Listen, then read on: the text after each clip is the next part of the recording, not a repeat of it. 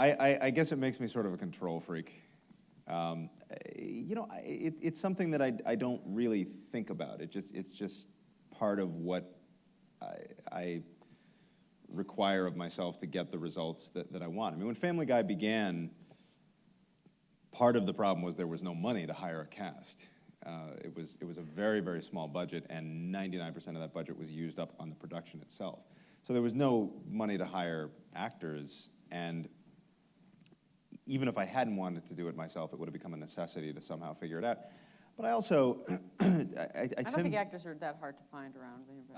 Yeah, well, I mean, this was a SAG project, so it was, there's cost a certain amount of money. Right. So, the way I kind of solved the problem was A, by doing the voices myself, but B, I tend to write with my ears.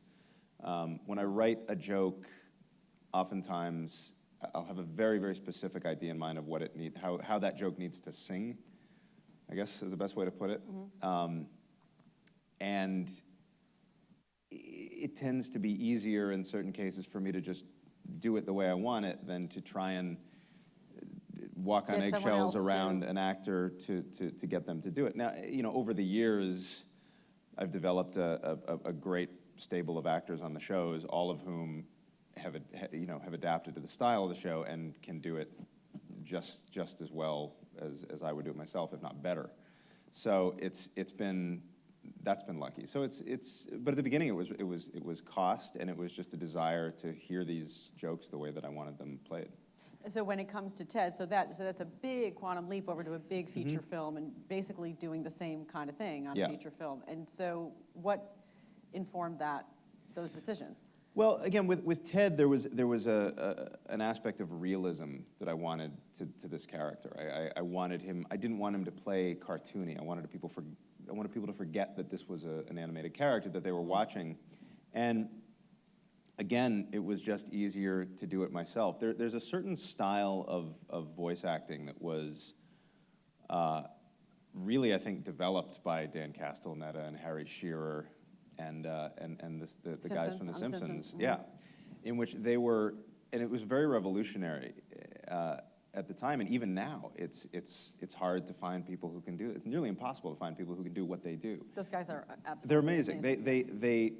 They are doing character voices that are big and broad, but they're somehow playing the performance and the delivery real. And oftentimes what you get from voice actors, which can be frustrating, is you get big, broad voices, and they're just throwing inflections at the wall without regard for what the words are. And those guys are Shearer and Azaria, and those guys they're acting. They're acting those characters. They're not just doing voices. And that, when I started doing Family Guy, those were the guys that I looked to. It's all right, this is how you do it. Watch what they do and learn. So, and with Ted, it was the same thing. I wanted a certain style of performance, and it was just easier to go in and do it myself because it's just hard to find that balance. It just seems like a lot to juggle because you're in this motion capture suit, right, on the set with Mark Wahlberg, and you're directing. You're saying roll, cut, and I'm just trying to.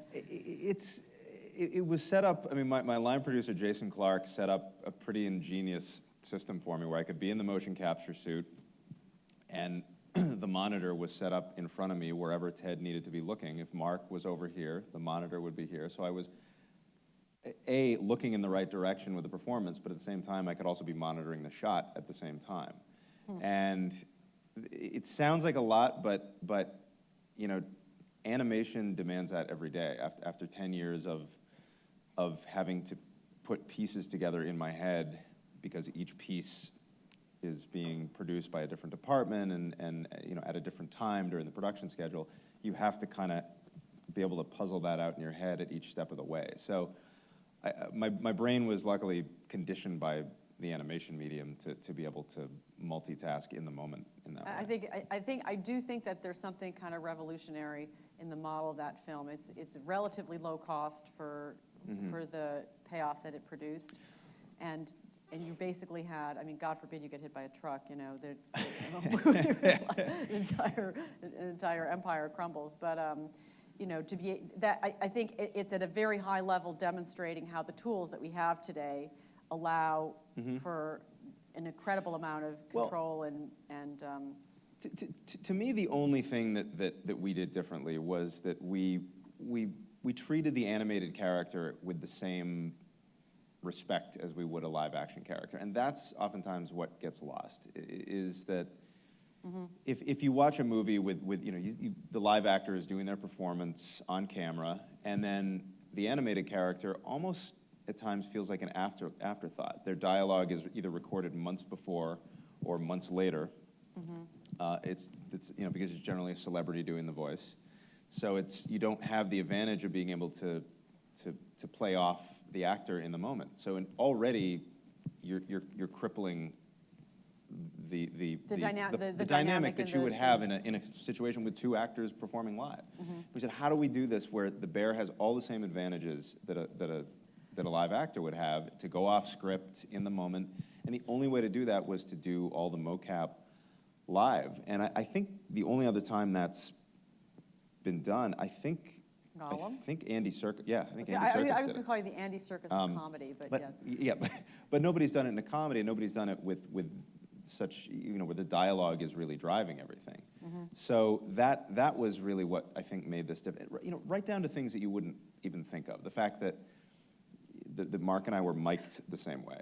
That I wasn't sitting in the cold confines of a record booth, and you know, with the intent to match the room echo later on in the mix. It was already there. So there was an authenticity. So you're doing lines in the motion capture suit? Yeah. That's okay. Yeah, all the dialogue was done live on set with Mark, with Mila, and that was the intent from the start too. And again, it was all about giving the bear the advantages that a live actor, you know, to improv.